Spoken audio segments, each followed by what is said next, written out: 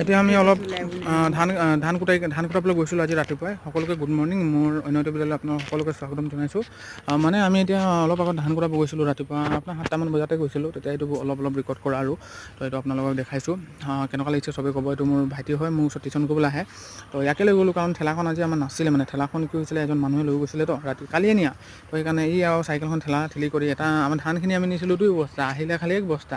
মানে আমি ভাবিছিলোঁ 2টা বস্তা বেলেগ ধান, তো আমি 2টা বেলেগকৈ কৰিম। যেতিয়া তাত উলিয়ালোঁ তেতিয়া মিলৰ মালিকটো আমাৰ ওপৰত হাঁহিছে আকৌ, এনেকুৱা মানুহ তহঁতি নেজান নেকি ধান কি নহয়। তো এনেকৈ মানে কথাটো। তাৰপিছত এতিয়া আমি ঘৰলৈ গৈ আছিলোঁ।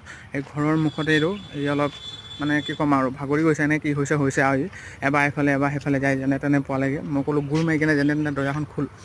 ই আকৌ দেখাইছে ডিছ ব্ৰেক দেখাইছে, বাইকত যেনেকৈ ডিছ ব্ৰেক মাৰে দিছে আৰু। আজিকালি ল'ৰাবোৰে জানেইচোন, নতুন চাইকেল কিনিলে একদম চকা ঘূৰণি খুৱাবলৈ, আমিতো নাই। এইটো চাওক পুৰা কেনেকৈ ব্ৰেক মাৰিছে।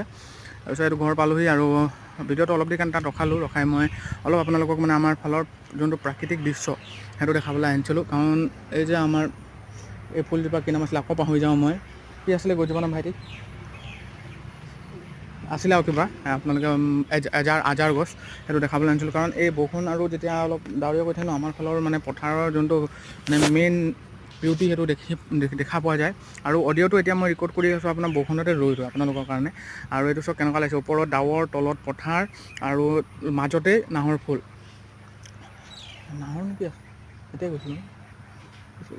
তাৰপিছত এইফালে আমি অলপ আপোনাক ধান মিলত কেনেকুৱা আমাৰ পৰিৱেশ, আমাৰ গাঁৱলীয়া ধান মিলত আমিয়ে ঢালিব লাগিব, আমিয়ে খালিব লাগিব। অকল সি ক'ব ইয়াত ঢাল। মোক এবাৰ কৈছিলে এইটো উঠা কৈছেনে, বুজিয়ে নাপাইছিলোঁ মানে প্ৰথমতে। তো এইখিনি ধানখিনি অলপ আন্ধাৰ দেখাইছে, কাৰণ তাত মানে একদম আন্ধাৰ আপোনাৰ ক'ব গ'লে। লাইট এটা সৰু মৰু জ্বলা আছে আৰু মানে একদম 0 পাৱাৰৰ ক'লেও বেয়া নহয় মানে। তো এইখিনি ধানখিনি আছিলে আমাৰ যোনখিনি, একেই ধান কি ধান হয় মানে